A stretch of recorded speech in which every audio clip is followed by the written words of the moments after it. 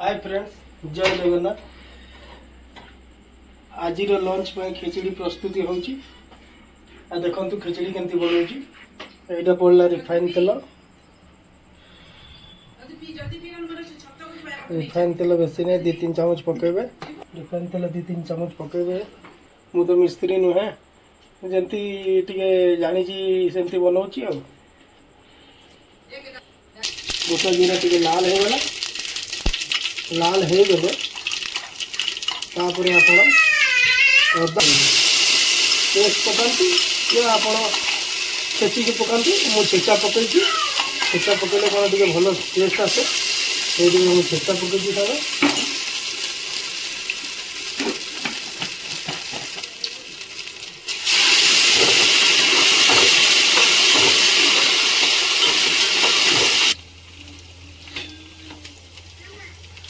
और सांग तापर टे मु पियाज पकईली। और जिते बड़े भी खिचड़ी बनाए टे पियाज पकाए भल टेस्ट लगे। आपण मैंने पकईकि देखिए, पियाज पड़ी देखिए थे ना। उपास बार पियाज फियाज तो पड़े ना सांग, उपास बार तो एमती किसी ना टे पियाज पकईली। पियाज टे लाल हो गला तापर कौन कौन पकई कहि आपन की देखिए।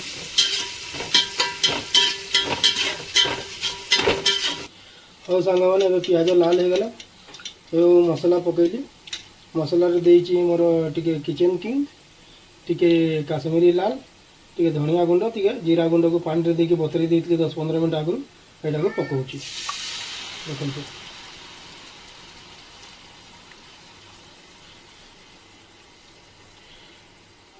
तापर कौन कौन पड़ो मुझे आपको कहबी।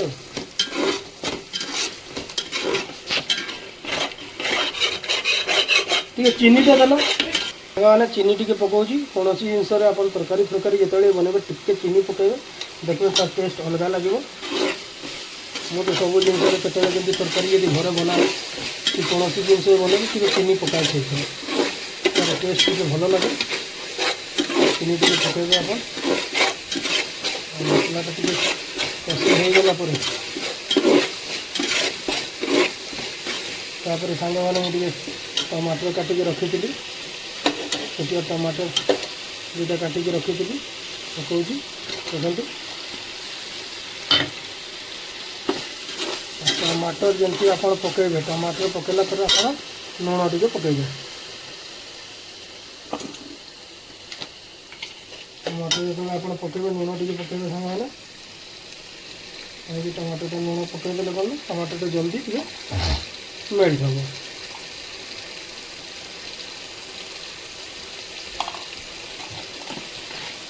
एबे टे परिया पकेबा। मसला तो कषि हो गला, मसला कषा है मुझे परिया पकेबी। परिवार पकई माखन टे, आलू टे, पोटल टे, बरबटी टे, आउ टे पपीता आ टे मूला आ टे गाजर, ये जिनस पकई 5-6टा आइटम पकाई।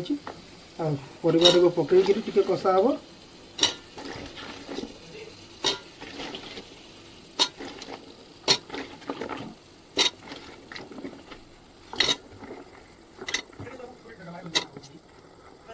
सांग मैंने डाली वो बतरईक रखी थी 2-3 घंटा आगु डाली पकाऊँगी।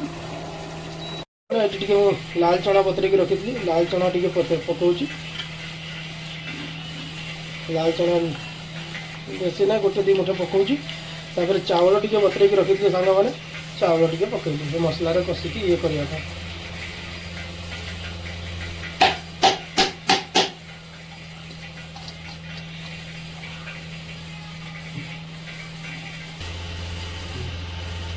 मैंने ये बादाम भी रखी थी, ये देखो बादाम टे पकाऊँगी।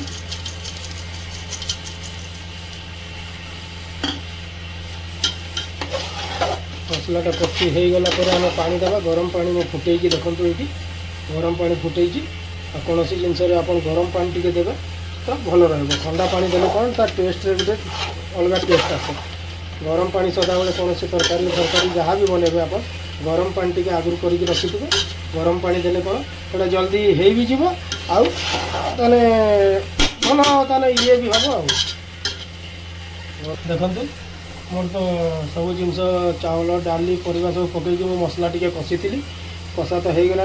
गरम पानी टे मत हो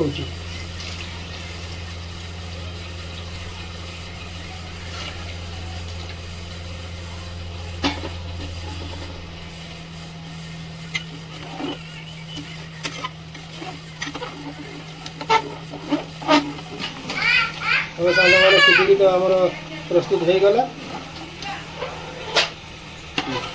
मैंने खिचड़ी तो रेडी हो गला जीवा खाइबा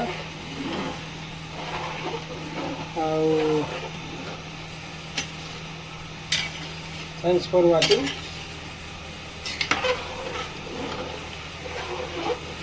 गोटे नुआ ब्लॉग रे भेट हेबा धन्यवाद जय जगन्नाथ।